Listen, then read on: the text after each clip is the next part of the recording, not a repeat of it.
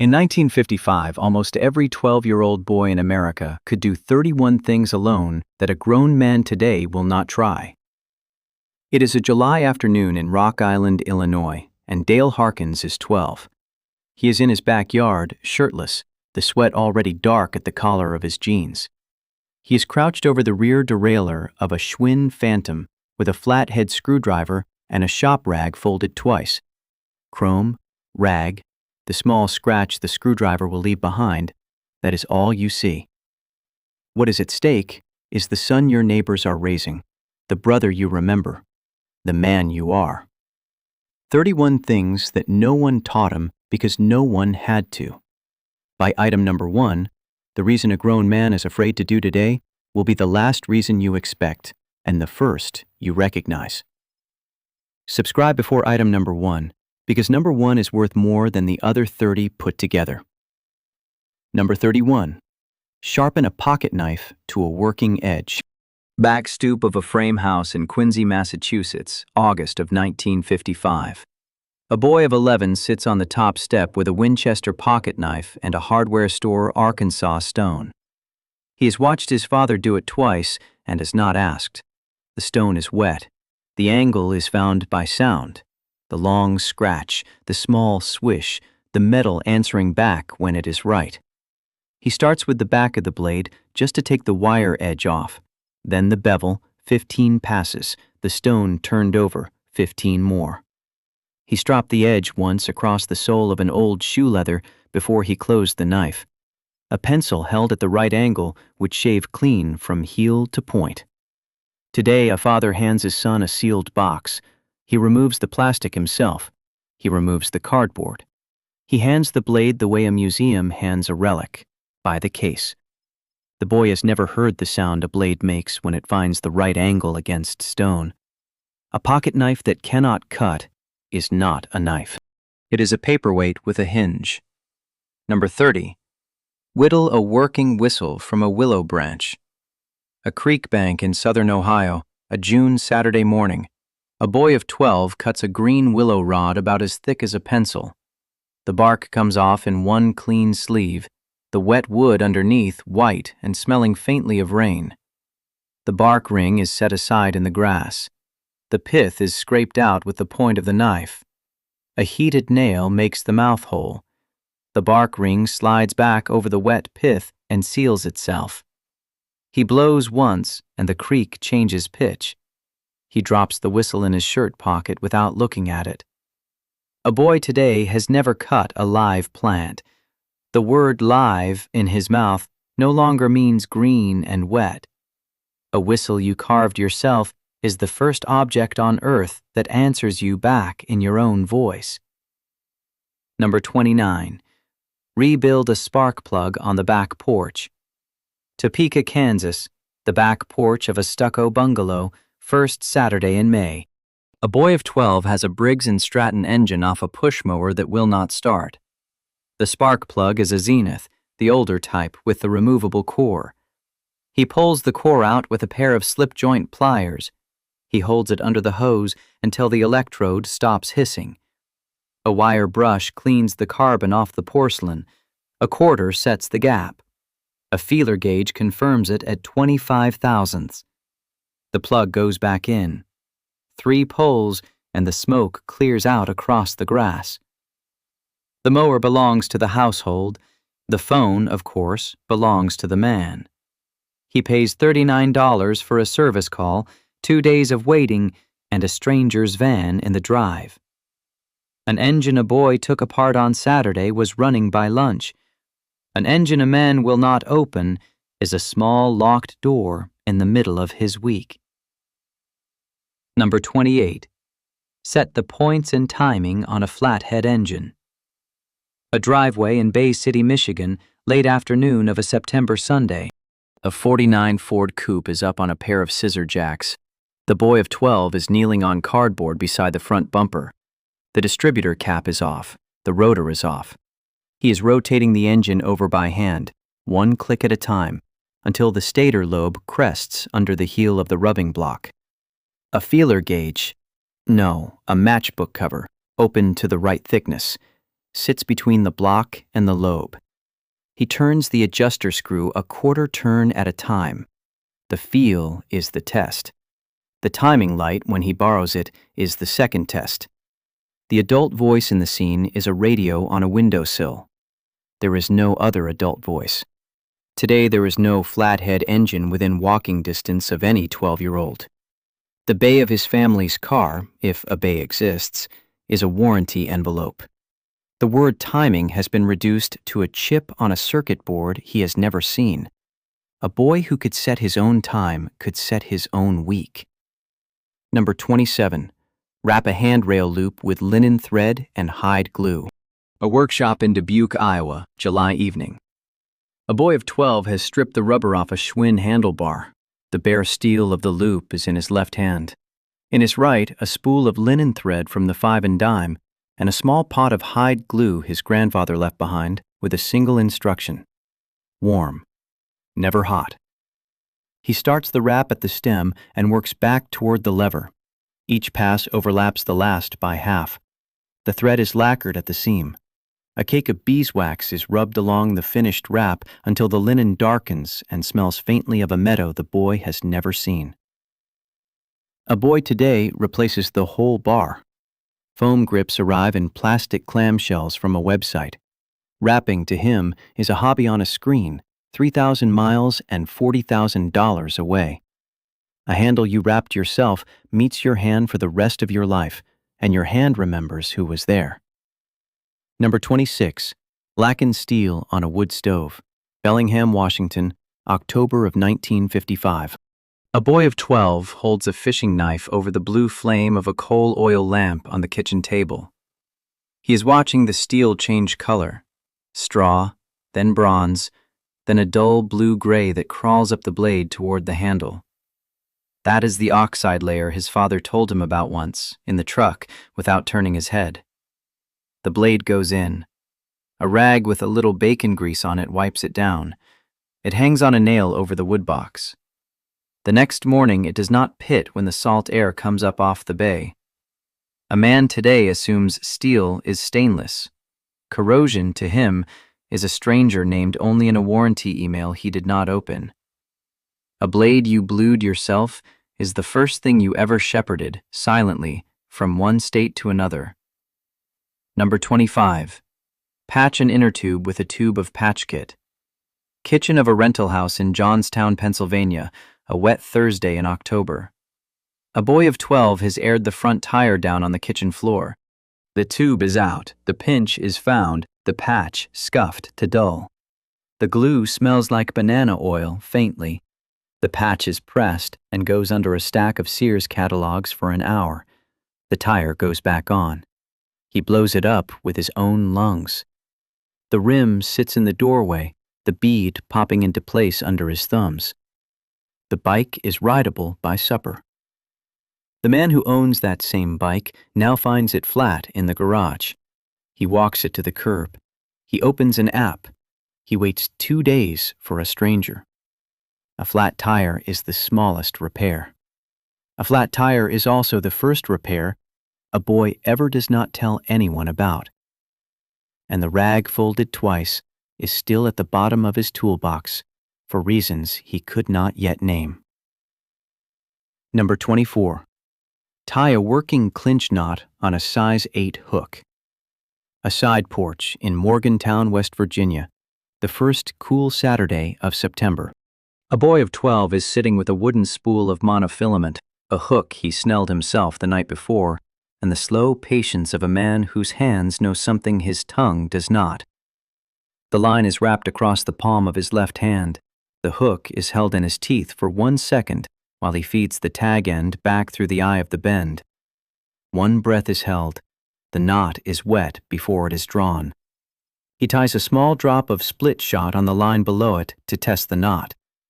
His father, who taught the knot by tying it once and walking away, would not recognize the test as a test. The father would simply nod. A man today stands in a tackle store behind glass and watches a clerk spool a rig he could have tied by the porch rail. He pays $11 for the privilege of watching. A knot a boy tied by himself is the smallest unit of a man's belief in his own hands. Number 23. Fell a standing telephone pole of a sunfish with a Prince Albert tin is next. Number 23 fell a standing telephone pole of a sunfish with a Prince Albert tin. The old tin is small, oval, the lid pried off by a thumbnail worked into the seam. The boy of 12 sits on the rail of a low bridge in August 1955 in Hannibal, Missouri. A single nail hole goes in the top of the can. A second hole, fly small, goes in the corner of the bottom. The tinfoil lid is folded back. The leader is wound twice around a pencil stuck through the tinfoil. The cat is dropped in. The cat is heavier than you would think. The cat is the handle. He flips the can on its back, waits for the swirl of the current below, and the rig is fishing itself against the dark underside of the bridge. A 14-inch sunfish comes up in 15 minutes. The scale pattern is so dark it looks wet. A man today walks into a sporting goods store and pays $89 for a bag that already smells of someone else's mornings. He buys the fish at the counter. He drives the fish home. A tin can in a boy's hand is a complete tackle shop. A tackle bag in a man's trunk is a small fort he brought back from a war he did not fight. Number 22. Read a topographic map and a paper gazetteer. Backseat of a Buick Special in 1955, the road between Yakima and Ellensburg, Washington, late July. A boy of 12 has a folded USGS quad on his knee. The gazetteer is open on the seat beside him, the spine cracked at the page that includes the family ranch. The route for Sunday is marked in pencil the night before. Contour lines, township and range, the brown hatching of steeper ground, the blue thread of a creek that has no name on any other piece of paper. He tells his father when to turn by reading the map, without unfolding it more than 6 inches at a time, because a paper map is a thing you fold back the way you found it. A man today tilts a phone forward in his hand. Signal lost is a phrase the phone offers, and it has replaced the word wrong turn. A map is a small piece of paper that lets a boy be wrong on purpose and come home. Number 21. Dress and fry a pan of brook trout. Kitchen of a farmhouse in Galway, New York, the first Sunday of June. A boy of 11 has cleaned the catch on the piece of newspaper on the porch. 2 cuts per fish. The guts saved in a coffee can for the garden. The trout are rinsed under the hose.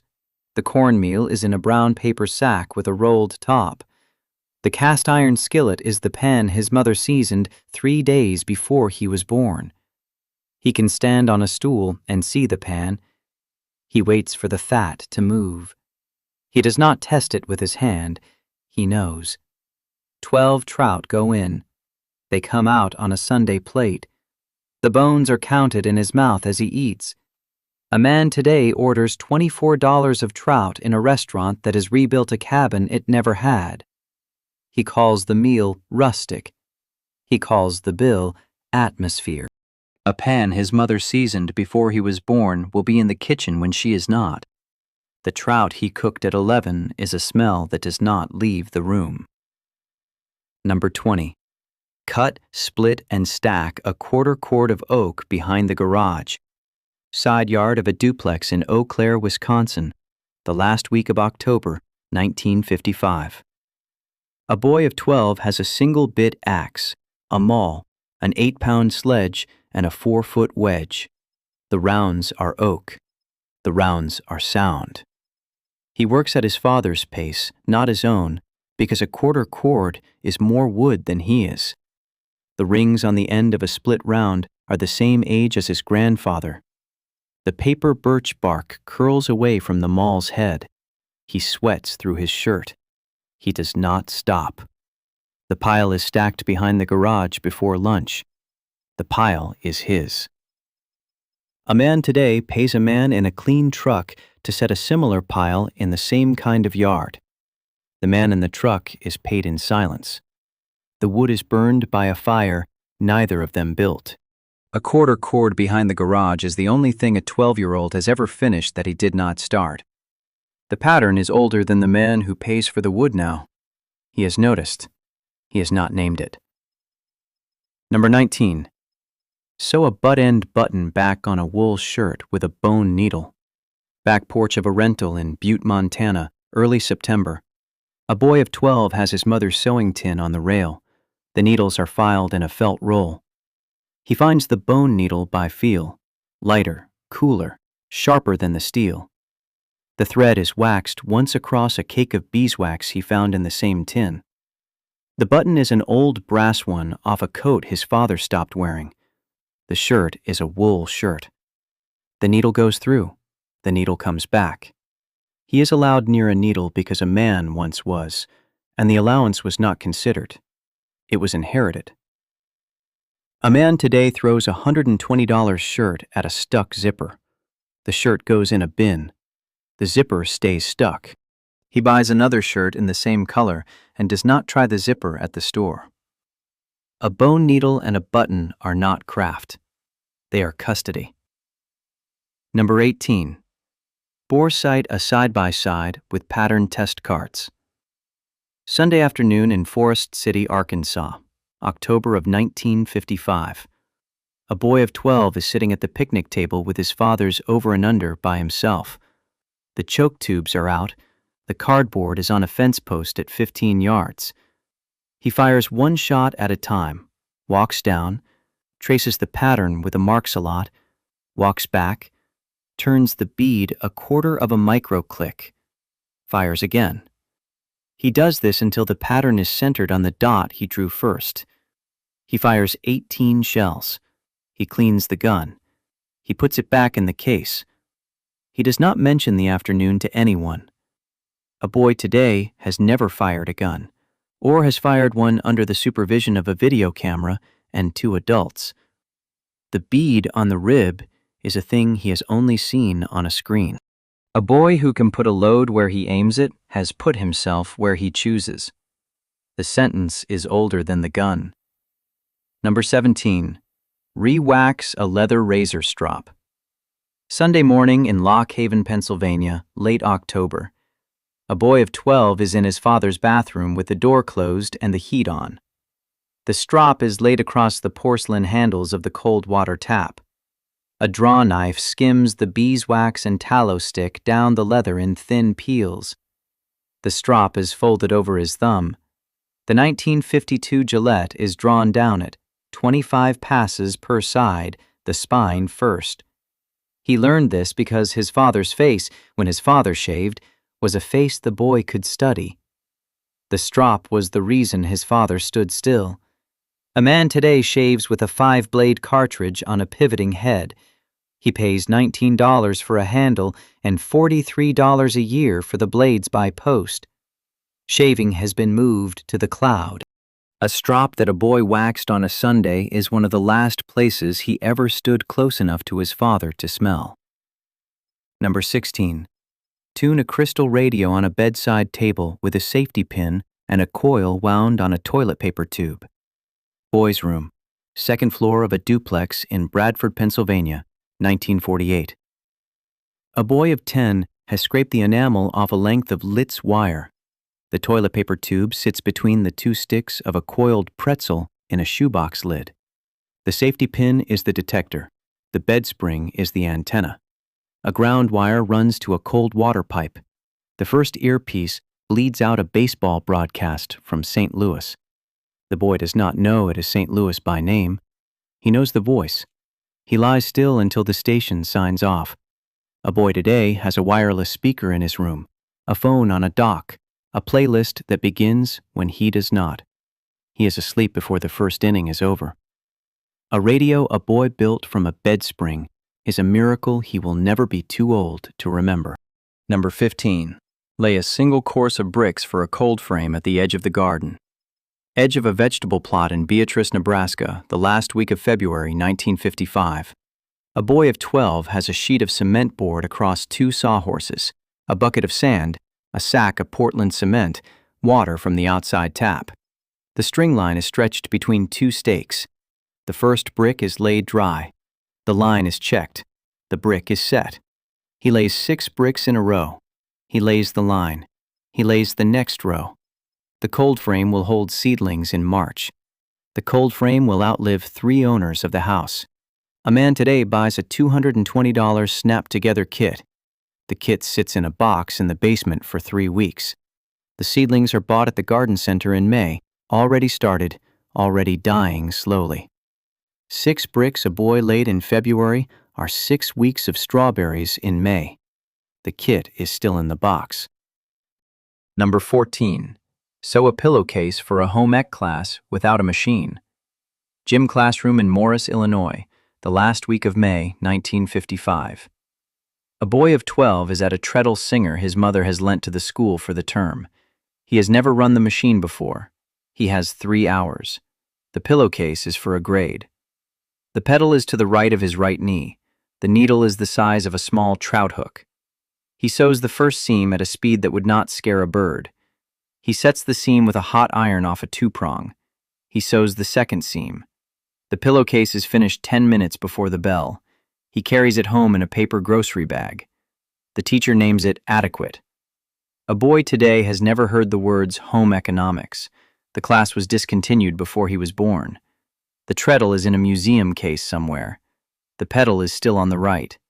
A pillowcase a boy sewed 10 minutes early is the only thing he made that semester that still holds a pillow.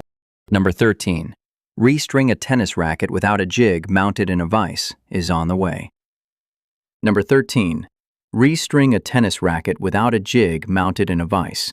Workbench in the basement of a row house in Davenport, Iowa, the second Sunday of March, 1955. A boy of 12 has the throw-doll his older cousin left behind in 1951 and a set of 14 nylon strings he bought at the hardware with his paper route money. The frame is gripped upright in the woodworking vise his grandfather bolted to the bench in 1928. The nylon is pre-stretched overnight on the back of a door, 10 pounds for 12 hours. The pull clamp is set at 56 pounds by feel. The first mains are laid. The cross strings begin at the throat and work up. The tie-offs are buried under the rubber butt cap. The racket sits in the corner for 2 weeks before it is hit. A man today drops a frame at a stringer in a strip mall and pays $52. He waits 3 days. He does not know the number 56 exists in this world. A racket strung by a boy in a vise has a sound he will hear the rest of his life. The sound is him. Number 12. A named moment. Dale Harkins is 12. It is the second Saturday of August. The Schwinn Phantom is upside down on the grass. The flathead screwdriver is in his right hand, with the shop rag folded twice around the shank. The shop rag is the same rag. The screwdriver is the same screwdriver. He is not aware today of what he is doing. He is tightening the limit screw on the rear derailleur by sound. 3/4 turns. The chain shifts to the largest cog. The chain shifts back. A man 1,000 miles away in 1987 sets down the same screwdriver. A second man, the grown Dale Harkins, age 68, in 1995, finds the screwdriver at the bottom of a kitchen drawer. He does not remember what it is for. He sets it on a board on a shop wall. He leaves it there. What a boy of 12 is doing on a Saturday in 1955 is laying a brick into a house he will live in the rest of his life. The house is small. The house is not for sale. The brick is a 1/4 turn of a flathead screwdriver. He laid 23 before this one. Number 11. Splice a broken fishing rod above the first guide with a stepped ferrule and thread wrap. Back porch of a house trailer in West Yellowstone, Montana, mid-August of 1955. A boy of 11 has broken a 7-foot bamboo rod on the upstream side of the first guide, a clean crack heard over the current on Saturday. He saws the break square on a piece of sandpaper taped to the bench. The male ferrule is filed to match the female half he cut off. The 2 halves press. The wrap is laid wet with the head cement his father kept on a high shelf. The guide is reset under his shoe. The rod goes back in the truck. The rod is fished on Sunday. The splice is invisible from 3 feet. The rod will be used for 9 more years. A man today owns a rod in a plastic tube. The rod is replaced when cracked. The crack is felt only at the till. A break a boy filed down and wrapped back is a break that did not interrupt the rest of a boy's life. Number 10. Skin, stretch, and tan a rabbit hide with salt and alum. Side of a granary in Cedar Falls, Iowa, late March of 1955. A boy of 12 has a rabbit from the morning's loop on a piece of newspaper. He slits the inside of each leg. The pelt peels back over the hindquarters with the flat of his thumb. The form is a forked stick cut from the brush pile and shaved smooth. The salt is rock salt from the bin by the back door. The alum is a tin the hardware had on a low shelf in 1954. The hide is stretched and laced. It hangs on a rafter in the barn. The hide dries. The form inside the hide is the first shape a boy ever put on the world. A man today hears the word rawhide and pictures a brown disc in a green bag, made in a factory, sold by weight. A hide drying on a rafter is the first portrait a boy ever framed. It is not of anyone else. Number 9. Press 3 dozen cartridge brass with a Lee loader on a card table. Kitchen of a house in Hoopeston, Illinois, the second Tuesday of October, 1955. A father at the kitchen table. A boy of 12 at his right elbow. The Lee loader is the latest model. The cases are once fired. The powder measure is set to a charge his father has worked up over 6 months. The press is set on a backer board of pine. One eye is on the measure. One hand is under his grandfather's, on the handle. The reloads clink into a wooden cigar box his grandfather smoked when the boy was 4. The box is labeled on the lid in pencil. The kitchen table tonight has powder residue on it. The residue is wiped with a dishcloth after supper. The residue is part of the room.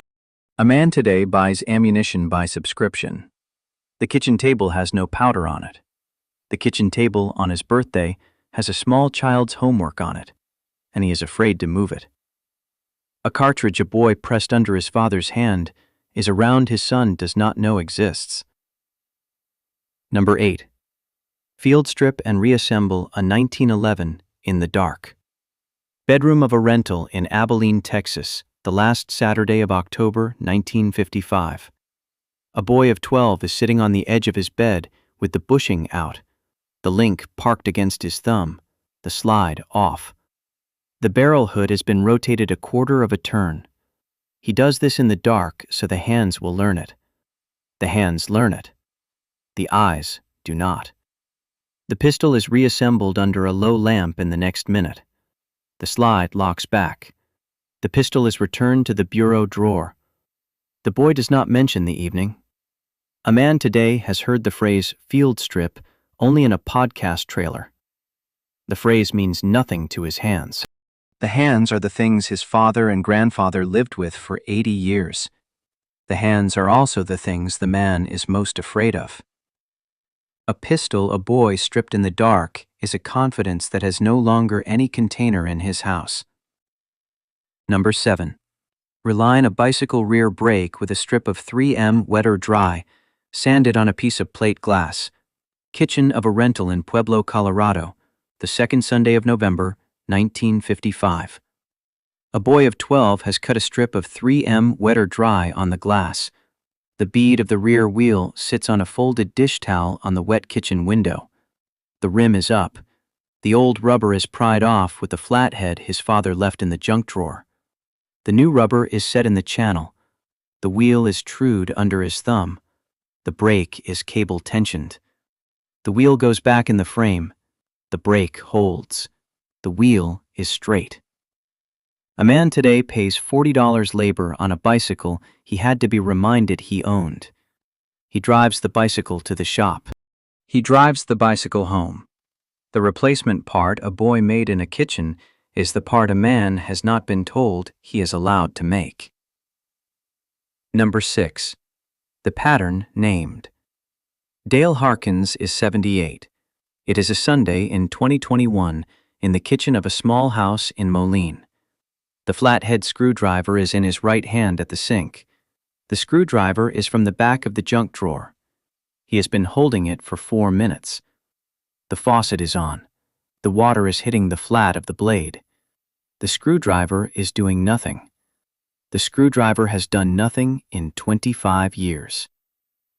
What the 30 scenes that came before this one shared is not a list of skills. The 30 scenes all opened the same door. In each one of the 30, a boy of 12 was alone in a room with a problem and a tool. In none of the 30 was there an adult voice. In none of the 30 was there a hover. In none of the 30 was there an instructor. In none of the 30 was there a witness. In each of the 30, the boy acted on the material world, accepted the consequence, and did not need to be seen. The capacity to act alone on the material world and accept the consequence is the house that the 30 bricks were building. The capacity is the only thing on the list. The capacity is the reason a grown man is afraid to do today. The capacity was not lost in 1955. The capacity was finished in 1955. The boy finished it without knowing. The man is afraid to finish it again. Dale Harkins sets the screwdriver on a board on the shop wall. He has just hung it there. He will not use it. He does not need to. The door in his hand has been open for 66 years. The door is in his right hand. The door is in the right hand of every man who watched this film. The door is the reason the man is afraid to do today. Number 5. Measure and hang a 100-foot clothesline post in a single hole dug below the frost line. Backyard of a duplex in Bangor, Maine, the last week of April 1955. A boy of 12 has a clamshell digger, a 4x4 post 8 feet long, a bag of Portland cement, and an eyelet bolt his father drilled and threaded on a Saturday afternoon in March. The ground is still soft from the spring melt. The digger goes down 2 feet before it hits the resistance of the frost line. He widens the hole. He sets the post. He plumbs it with a level borrowed from the kitchen. The cement is mixed in a wheelbarrow with a hoe. The hole is filled. The eyelet bolt is hung by Wednesday. The first load of wash, his mother's, goes on Saturday. The cotton is damp. The cotton snaps in a March wind. The post is his. The line is his. The first shirt he ever pinned with 2 wooden clothespins was a shirt he could not yet reach without a stool. A man today owns a dryer that hums in a climate-controlled basement. The basement is finished. The basement has a television. The boy of the household has never run his hand along a wet sheet in any month. A line a boy hung for his mother is a line the man will never see again, and his hands know why. Number 4. Mix a working 2-to-1-to-1 cast iron skillet cleaner from salt, oil, and potato peel, and bring an old pan back to black. Kitchen of a row house in Wheeling, West Virginia, a long Saturday in November 1955. A boy of 12 has inherited a number 8 Wagner skillet from his grandmother's estate sale. The skillet is gray. The skillet is freckled. He mixes a paste of coarse, kosher salt, a neutral cooking oil, and the peel of a russet potato cut thin. He leans over the kitchen table for 2 hours. The salt cuts. The oil lifts.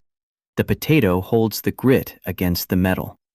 The seasoning is built in 3 coats over the next week, each coat smoke-pointed in the oven with a thin film of lard his mother rendered that autumn. The pan comes back to black. The black is not paint. The black is a polymer that is older than his parents and will be older than his children. A man today orders a resurface for $70 from a website. The pan arrives in a brown box.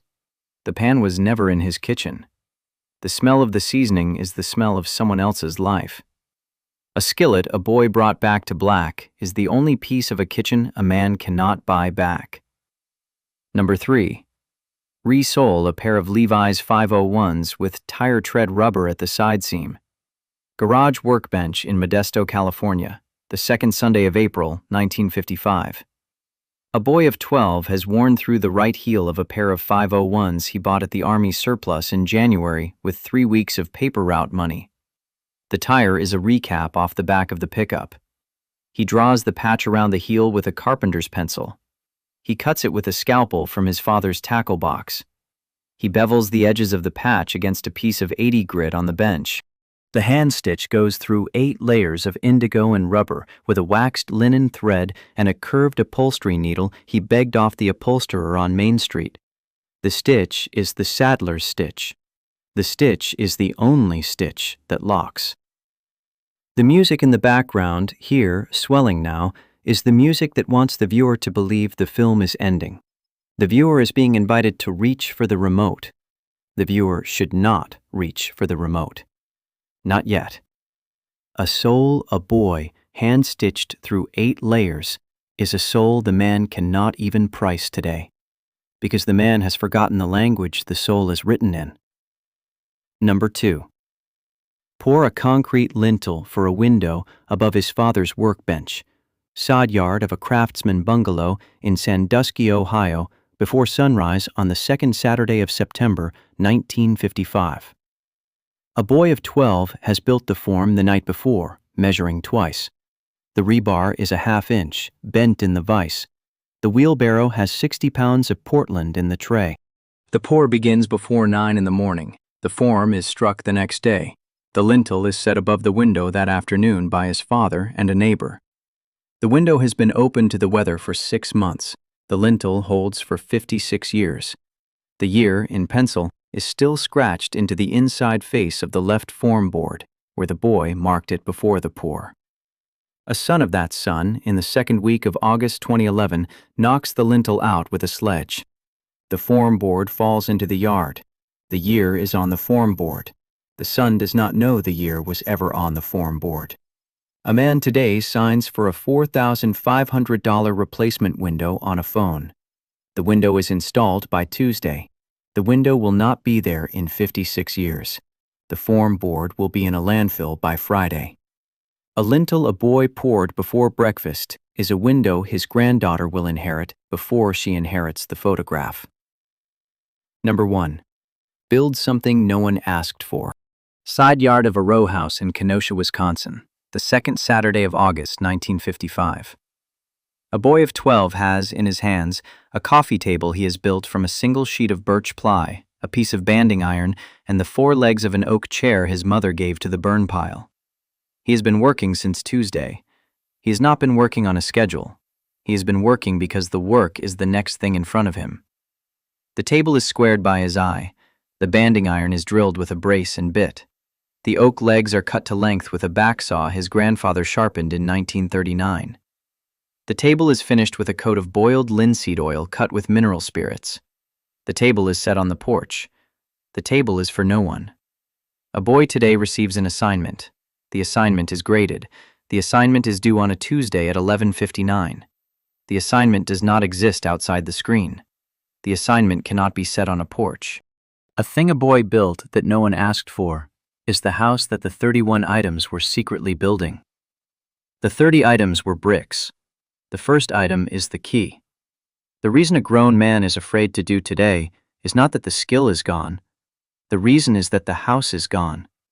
The capacity to act on the material world alone, to accept the consequence, to need no witness and no insurance, that capacity was not lost in 1955. The capacity was finished in 1955. A boy of 12 finished it without anyone watching.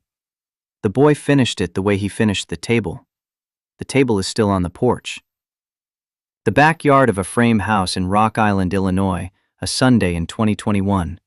The same backyard. The grass is the same grass. Dale Harkins is 78. The Schwinn is not in the yard. The rear derailleur is not on the grass. The flathead screwdriver is on a board on the shop wall behind the man, where he hung it last spring. The man is leaning against the kitchen door. The man is holding nothing. The man has held nothing by choice since the morning he climbed down from the porch roof with the last shingle of the year. The man is looking at the yard the way a man looks at a place he has finally understood was the rest of his life. The yard heard him. The yard did not answer. The yard was never going to answer. The yard was the brick. The yard was every brick. The boy of 12 was seen in the first frame of this film. The man of 78 is recognized in this frame. The boy and the man are understood to be the same hand, the same door, the same quiet decision to walk into a room without asking who else was already in it. This is the reason a grown man is afraid to do today. If your father or your grandfather taught you one of the 31 things on this list, the right one, the quiet one, the one no one else in your house remembers, drop it in the comments. The next film is about the man who was in the room before the boy got there. Subscribe so the man doesn't lose his place. A boy who built a thing no one asked for in 1955 is the only man who ever knew what he was doing in 2021. Quietly, he still is.